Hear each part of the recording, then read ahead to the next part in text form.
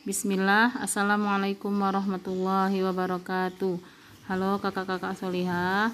Alhamdulillah, hari ini kita akan kembali melanjutkan pembelajaran kita, yaitu pembelajaran tematik tema 7 dengan judul perkembangan teknologi, dan kita sudah ada di subtema terakhir di tema 7 ini, yaitu subtema 4 dengan judul perkembangan teknologi transportasi. Silakan kakak-kakak solihah sekalian menyimak video pembelajaran ini sampai selesai sambil membuka buku cetak tematiknya, yaitu buku cetak kementerian, tematik kementerian kayak ya. Nah, sebagaimana kita ketahui bersama bahwa kehidupan kita itu tidak bisa dipisahkan dari alat transportasi. Kita tentunya memerlukan kendaraan untuk menuju ke suatu tempat atau untuk melakukan aktivitas kita. Misalnya ketika kita akan ke suatu tempat, itu tempatnya tidak jauh, maka kita biasa menggunakan sepeda.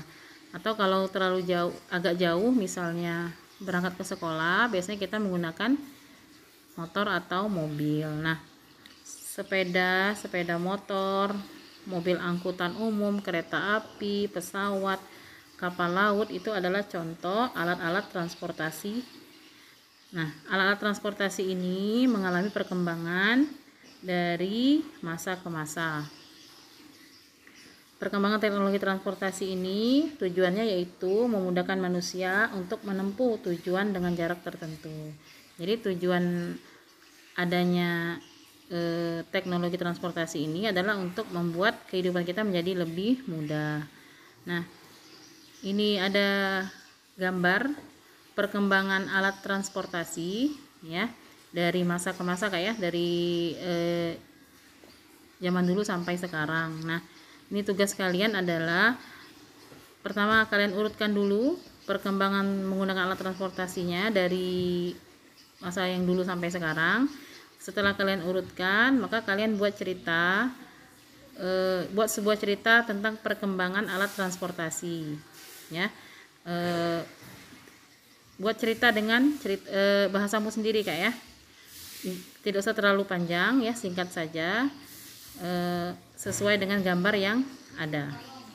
Nah, kemudian alat transportasi juga ada alat transportasi khusus ya, contohnya itu truk misalnya ya, kemudian mobil pemadam kebakaran ya, kemudian lagi contohnya ambulan. Nah, alat transportasi khusus ini digunakan untuk kebutuhan tertentu ya. Misalnya truk itu gunanya untuk mengangkut barang. Kemudian ada lagi misalnya mobil ambulan. Nah, mobil ambulan ini merupakan contoh transportasi khusus, yaitu ambulan biasanya digunakan untuk mengantar pasien yang sakit, mengantar orang yang sakit ya. Kemudian ada lagi mobil pemadam kebakaran. Nah, ini juga contoh alat transportasi khusus ya, digunakan untuk tujuan tertentu. Misalnya ada kebakaran, maka mobil ini akan digunakan untuk memadam kebakaran ya. Nah, dari contoh-contoh alat transportasi khusus tadi, ini ada tugas lagi ya. Jika ada ambulan atau mobil pemadam kebakaran membunyikan sirenenya, apa yang harus dilakukan mobil lain dan apa yang tidak boleh dilakukan oleh mobil lain ya. Boleh ditanyakan ke Umi, ke Abi ya, tentang alat transportasi khusus ini. Nah, selanjutnya berhubungan dengan alat transportasi, kita ada di tugas SPDP, yaitu membuat alat transportasi dari barang bekas, dari kardus ya. Kalau di buku kamu itu contohnya alat transportasinya mobil, maka kalian boleh membuat selain mobil ya, tidak harus mobil, boleh membuat sepeda motor, buat kereta api ya, atau pesawat, tapi alatnya, bahan dan alat itu harus dari kardus atau barang bekas ya, kertas bekas.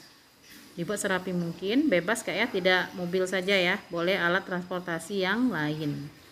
Nah, selanjutnya ini contohnya kayak cara membuatnya kayak langkah-langkahnya. Ini ada di buku kamu ya. boleh boleh kamu berkreasi sebebas-bebasnya ya. Boleh membuat atau sesuaikan dengan alat transportasi yang kamu sukai ya. Kalau yang suka sepeda boleh buat sepeda, yang suka mobil boleh buat mobil, atau yang suka pesawat, kapal laut boleh ya, silakan ya. Dibuat sebagus mungkin Kak ya. Nah, selanjutnya nah, tadi kita sudah membuat kamu diberi tugas untuk membuat salah satu alat transportasi kesukaan. Nah, tentunya alat transportasi kesukaan ini juga merupakan contoh keberagaman. Nah, ini tugas kedua untuk PPKN-nya Kak ya. Kalian membuat daftar nama teman, kemudian alat transportasi yang disukainya, kemudian beserta alasannya ya. Boleh keluarga Kak ya, nggak harus teman, boleh keluarga ya. Selanjutnya, nah setiap orang itu memiliki alat transportasi yang disukai. Setiap orang juga memiliki alat transportasi yang tidak disukai. Nah, ini tugas yang kedua Kak ya. Apakah kamu dapat memaksa temanmu menyukai alat transportasi yang tidak disukainya? Itu soal pertama ya. Kemudian, apa yang terjadi jika kamu memaksa? Ya, misalnya ada teman kamu tidak suka sepeda, dia sukanya naik motor, tapi kamu paksa dia naik sepeda. Apa yang akan terjadi? Kemudian apa yang akan terjadi jika kamu tidak memaksanya ya. Ini tugas kedua dari PPKN. Nah, selanjutnya kita ke pembelajaran tentang sudut. Sudut ini sebenarnya ada di tema 8 subtema 1 Kak ya. Materinya ada di situ, boleh dilihat ya. Ini contoh sudut ya. Apa itu sudut? Sudut adalah daerah yang dibatasi oleh dua garis yang berpotongan di satu titik. Ya, sudut adalah daerah yang dibatasi oleh dua garis yang berpotongan di satu titik ya. Nah, ini contoh sudut Kayak ya. Sudut tadi adalah daerah yang dibatasi oleh dua garis, yaitu dua garis yang berpotongan. Nah, ini yang bukan sudut ya, karena dia tidak berpotongan di satu garis di satu titik ya. Dia tidak berpotongan di satu titik, maka dia tidak bisa disebut sudut ya. Ini contohnya Kak ya. Nah, kemudian bagian dari sudut itu yaitu ada yang disebut dengan kaki sudut. Kaki sudut itu adalah dua garis yang bertemu. Ya, dua garis yang bertemu itu disebut kaki sudut. Ya, seperti pada gambar ya. Kaki sudutnya ada AB dan CB ya. Kemudian ada juga yang disebut dengan titik sudut. Titik sudut itu adalah titik pertemuan antara dua kaki sudut tadi ya. Itu disebut dengan titik sudut. Nah, selanjutnya langsung ke tugas matematika Kak ya. Oh ya, ini bagian-bagian sudut dulu Kak ya. Macam-macam sudut. Macam-macam sudut itu ada sudut siku-siku, ada sudut lancip, dan ada sudut tumpul ya. Perhatikan gambarnya ya. Bagaimana yang sudut yang bisa disebut dengan sudut siku-siku? Seperti itu gambarnya Kak ya, dia tegak lurus garisnya. Kemudian kalau sudut lancip itu dia lebih kecil dari sudut siku-siku, sedangkan sudut tumpul dia lebih besar dari sudut siku-siku ya. Ini soal matematikanya. Tentukan macam sudut pada gambar berikut ini ya. Tentukan nama sudutnya apa Kak ya. Tadi sudut ada 3 macam Kak ya. Ada sudut lancip, sudut tumpul, dan sudut siku-siku. Kalian tentukan 5 gambar ini dia termasuk sudut apa. Selanjutnya tugas matematikanya yaitu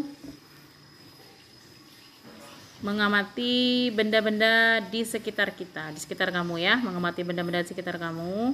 Kemudian jika kamu menemukan benda itu membentuk sudut lancip dan sudut tumpul, maka tuliskan di buku tugas kamu ya. Bendanya apa yang membentuk sudut tumpul dan benda apa yang membentuk sudut lancip. Nah, selanjutnya masih PJOK, masih tentang berenang, tentang olahraga air ya. Ini ada peraturan di kolam renang ya. Ada beberapa peraturan di sini ya. tidak meludah dan buang air di dalam kolam, tidak membawa binatang peliharaan ya. Kemudian menggunakan pakaian renang ya. Selanjutnya ada tidak berlarian di tepi kolam, tidak melompat ke dalam kolam ya. Kemudian tidak memakai alas kaki ke dalam area kolam. Nah, ini contoh-contoh aturan atau peraturan di kolam renang. Nah, tugas kamu adalah memilih salah satu aturan di kolam renang tadi, kemudian kamu jelaskan mengapa ada peraturan itu dan bagaimana jika kita melanggarnya. Ya. Demikian pembelajaran kita, Kak ya. Silakan Kakak mengerjakan semua tugas dan dikumpulkan orang tua ke sekolah ya. Ya, pembelajaran selesai Kak ya. Ustazah akhiri. Assalamualaikum warahmatullahi wabarakatuh.